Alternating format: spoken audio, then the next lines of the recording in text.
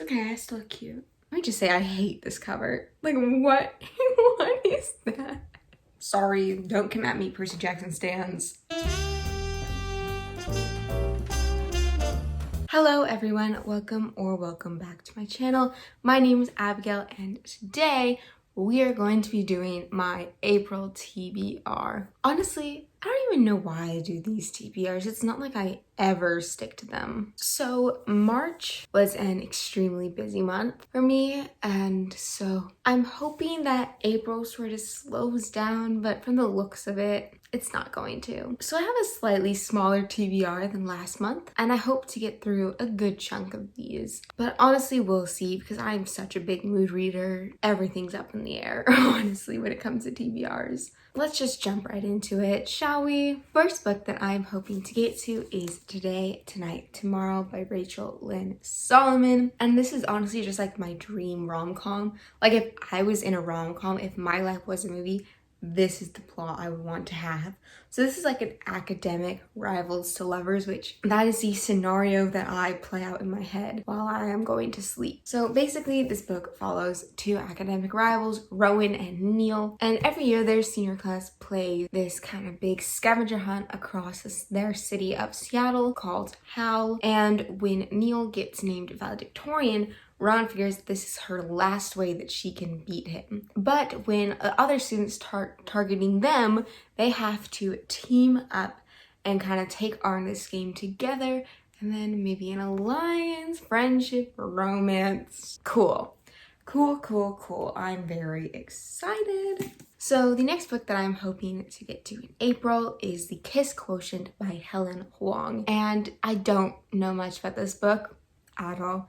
I just know it is supposed to be a brilliant romance. And I haven't read any romances in March. And the time I'm filming this, I don't think I'm going to get to any romances in March. So I want a good romance, y'all. I want it. I'm feeling it. I know that this is about, I think there's this woman who has, I think she's on the Down syndrome spectrum, and she is very good at like math and numbers and everything, but she's not very good at like romantics and stuff. And so she hires an escort to kind of teach her the ins and outs, and you know, little something happens. We get it, right? Yeah. So the next book that I would hopefully like to get to is The Raven Boys by Maggie Stiefvater.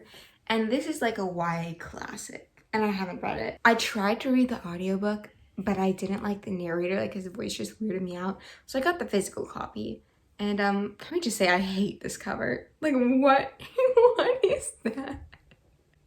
I'm sorry, I think it's so bad. It's so bad. But anyways, the book is about this girl, Blue, whose family is kind of full of clairvoyance and they can like see ghosts and stuff, right? Yeah, I think so, yeah. And then she kind of gets roped up with this group of boys, and they're on kind of like this treasure hunt kind of thing. But Blue has this curse over her head that like she's gonna kill her true love. I'm doing a really bad job of explaining this. Go look at it on Goodreads if you want to learn more. Anyways, we'll get through that. Maybe I'll be compelled to pick up the second one after that. Who knows? So next, we are going to maybe get through a chunker this month, and that would be A Promised Land. The book is so freaking heavy, you guys. Like, anyways. I just really dig politics, guys. And so, like, anything I can get my hands on, like, reading about, like, the president's, like, day-to-day business. Like, I'm sorry, politics just really grind my gears. That's not the right phrase. Right? Is that? Anyways, I'm hoping to get through Barack Obama's A Promised Land this month. We'll see about that, though, because it's freaking chunker. So next we have a little bit of a short read. And that is The Picture of Dorian Gray. I had this on my TBR for like all of 2021 and I haven't gotten to it yet. So maybe April will be the month. So this is a classic, and it's actually one of the only classics I'm very excited to read. Actually, I just haven't gotten there yet. And so it's about this guy who's named Dorian Gray, and he gets his portrait of himself made, and he's like, wow, I look so fine in this portrait. I wish that I could look like this portrait forever. And so his wish is granted, and he becomes like immortal and he stays young forever. But the portrait, on the other hand, does not, and it shows like his true self, you know? Yeah. Anyways, I love me a morally gray character, so we're just gonna kind of put these two together as a package deal, and that is Lightning Thief and the Sea of Monsters by Riordan. Sorry, don't come at me, Percy Jackson stans. I've never read a Percy Jackson book before. I know. I can already hear y'all coming down in the comments yelling at me. And that is because when I was younger, I thought that you could be two things in this world: a Harry Potter fan or Percy Jackson fan. And I'd already read Harry Potter by the time I found out about Percy Jackson, so. And right about now, I'm sorely regretting that decision my 4th grade self made. There we go. I've never read a Percy Jackson book. These are my besties copies. Bestie Emily, I love you. Anyways, yeah, I'm hoping to maybe read them. I'm hoping to maybe do a reading vlog with them.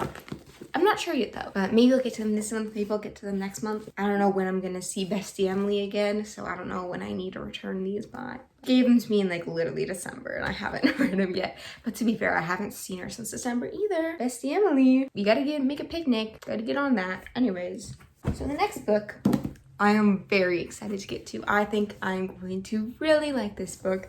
And that is An Ember in the Ashes by Sabaa Tahir. First of all, cover. I just love these series covers. They look so nice. Anyways, I have been wanting to read this book forever. I was hoping to read it this month, March, but I didn't get there. So anyways, oh my god, there's a map.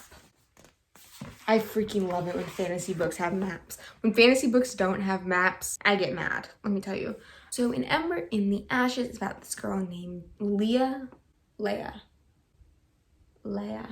Yeah, so when Leia's brother is arrested for treason, she becomes a spy for this rebel group, and she is sent to go infiltrate this military academy. And there she meets Elias, who is the school's finest soldier, but secretly their most unwilling. Yeah. So we've got, you know, typical YA that I love. Rebellion, military, political intrigue, romance? I don't know. Is there a romance between them? I don't know.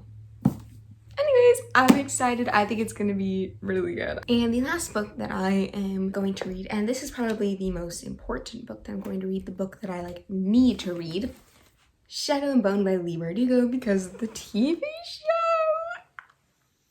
I think okay, if I got to this in March, future me, please edit this out. Thank you very much. But oh shit, there's a spider. It's okay, I still look cute. Anyways, no I don't. Stop lying to yourself. Anyways, I think we know the plot of Shadow and Bone. I want to read this before the TV series comes out. That way when I do like my reactions, I can kind of like know what was in the book and I can see like what's better and what's worse. I don't think anything's gonna be worse in the book though. But yeah, I'm excited for that. Okay, so that was my TBR for April. I hope you enjoyed this. Oh shit, that is a really big spider. Let me know what your TBR is for April down below. And don't forget to like, comment, subscribe, do whatever you need to do. And as always, my Goodreads will be down in the description below if you want to keep up to track on everything that I am doing. Okay, that spider's really freaking me out. Okay, bye-bye.